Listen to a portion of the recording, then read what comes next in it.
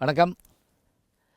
பொதுவாக எழுத்தாளர்கள் அப்படின்னு சொன்ன உடனே நம்ம நாட்டில் ஒரு கேள்வி கேட்போம்.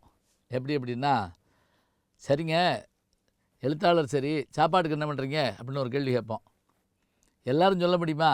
பாரதி மாதிரி எமக்கு தொழில் கவிதை, நாற்றுக்குழைத்தல், இமைப்பொழுதும் சோறாதிருத்தல். அது மட்டும் இல்லை, எழுத்தும் தெய்வம் எழுதுகோளும் தெய்வம் நாம் பாரதி. எழுத்தாளர்கள் இந்த நாட்டின் முதுகெலும்பு அப்படிம்பார் கல்யாண பிரஸில் தங்கவேலு ஒரு படத்தில். இவ்வளவு ஏன் சொல்கிறோம்? இந்த எழுத்தாளர்களுக்கான அங்கீகாரம் என்ன? உள்ளூரில் அங்கீகாரம் உண்டா, உலகம் முழுவதும் அங்கீகாரம் உண்டா, அப்படிலாம் ஒரு கேள்வி கேட்குறோம்.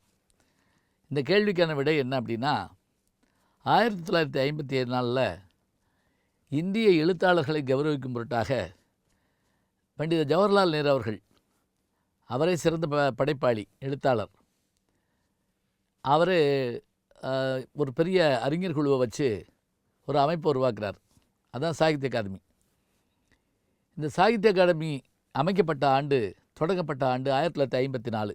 மிகச்சிறந்த கவிதை, சிறுகதை, புதினம், நாவல், கட்டுரைகள், வாழ்நாள் சாதனையாளர் விருது என்று பல்வகையிலும் சிறந்தவற்றை தேர்ந்தெடுத்து அவர்களுக்கு விருது கொடுக்கறது தான் சாகித்ய அகாடமியினுடைய நோக்கமாக அமைந்தது. அதன்படி 1955 முதல்ல சாகித்ய அகாடமி தமிழுக்கு யார் கொடுக்கப்பட்டது அப்படின்னா, சொல்லின் செல்வர் என்று அழைக்கப்படுகின்ற ராபி சேதுப்பிள்ளை அவருடைய படைப்புக்குத்தான், தமிழ் இன்பம் என்ற படைப்புக்குத்தான் முதல்ல கொடுக்கப்பட்டது.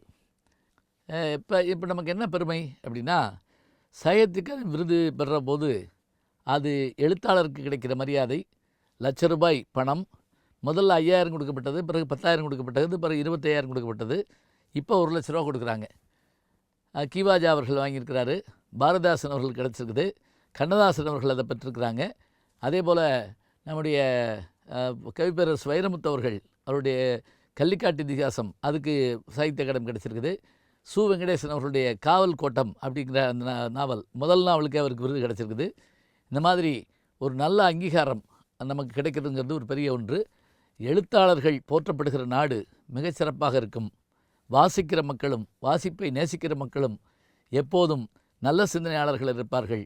இவர்களெல்லாம் ஊக்குவிக்கும் பொருட்டு தான் தொடங்கப்பட்டது சாகித்ய அகாடமி. இந்த ஆண்டுக்கான சாகித்ய அகாடமி யாருக்கு கிடைக்கப் போகிறது என்பதை ஆவலோடு எதிர்பார்ப்போம்.